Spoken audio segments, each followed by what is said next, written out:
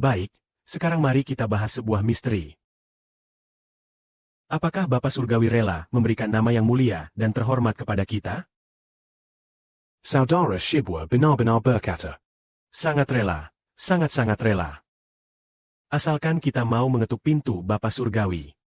Bapa pasti akan membukakan pintu bagi kita. Misalnya saja saudara Sibo sedang berada di dalam sebuah ruangan. Lalu, jika seorang saudara atau saudari datang mengetuk pintu dan berkata, Tunggu sebentar, Saudara Shibwa. Apakah kamu di dalam? Tolong bukakan pintunya. Saudara Shibwa mungkin sedang sibuk dan berkata, Kita tidak buka pintu dulu sekarang. Tunggu dulu, Saudara Shibwa. Apakah kamu di dalam? Tolong bukakan pintu untukku. Fibo berkata, aduh, mungkin lebih baik tidak dibuka dulu. Ah, biarlah, masih ada beberapa hal yang belum selesai. Lalu terus mengetuk pintu. Tok tok tok. Kemudian guru berkata, aduh. Lebih baik buka saja, buka saja. Urusan lain bisa ditunda dulu. Akhirnya pintu pun dibuka. Saudara-saudari pun bisa masuk dan berbicara. Ini menunjukkan bahwa ketika kita mengetuk pintu Bapa Surgawi, Bapa pasti akan membukakan pintu.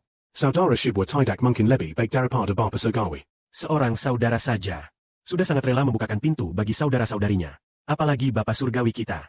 Dia jauh lebih rela lagi. Kebaikan itu hanya milik Bapa Surgawi. Siapapun yang mau mengetuk pintu, ia akan membukakan. Mari kita lihat perumpamaan Tuhan Yesus tentang kerajaan surga, undangan menghadiri perjamuan kawin.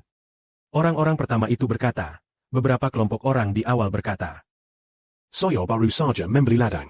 Baru saja membeli rumah, tidak bisa pergi. Baru saja menikah, tidak bisa pergi. Lalu siapa yang akhirnya bisa pergi? Orang yang pingkang, orang yang lemah. Dan berbagai orang yang sakit. Mereka semua bisa pergi. Mengapa mereka bisa pergi? Karena mereka mau. Mereka mau, maka mereka bisa masuk ke dalam kerajaan surga. Karena mereka mau, sangat ingin masuk, maka mereka pun mendapatkannya.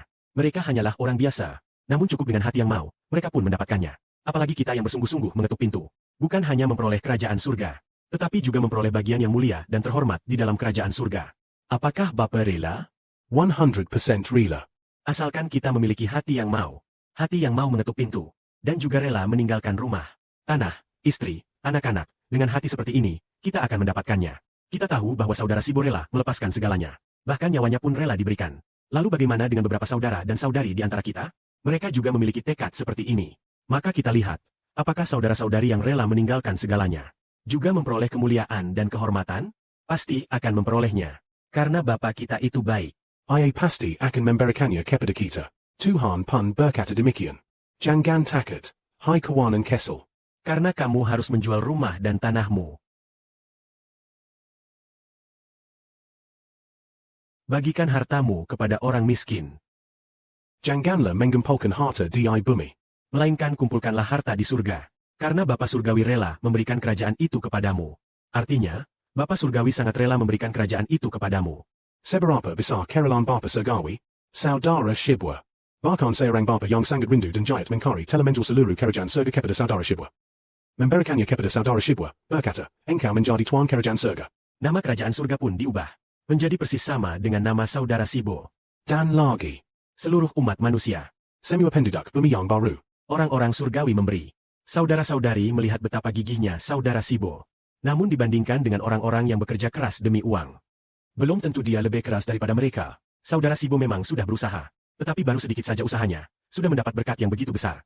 Kalau saudara bersiap berusaha sekuat tenaga, apakah akan menerima kemuliaan dan kehormatan? Pasti akan menerimanya. 100% pasti menerima. Maka kita harus mengerti. Jangan berkata, aduh, mungkin Tuhan tidak mau memberi kepada kita. Jadi lebih baik kita tidak meminta lagi. Jangan malu-malu seperti ini. Kita harus belajar dari Yakub. Kita orang Tionghoa kadang terlalu menjaga gengsi. Malu untuk meminta. Orang yang menang seperti Yakub, Israel, justru berani bersikeras dengan gigih. Tadi saudari Zhao Wen bilang, saudara Sibo sangat berani bersikeras. Saudari Zhao Wen, apakah kamu yang lebih berani bersikeras? Atau saudara Sibo yang lebih berani bersikeras? Saudara yang lebih berani. Ya, saudara yang lebih hebat. Kalau begitu, tadi kenapa kamu bilang saudari Zhang Hun lebih berani bersikeras?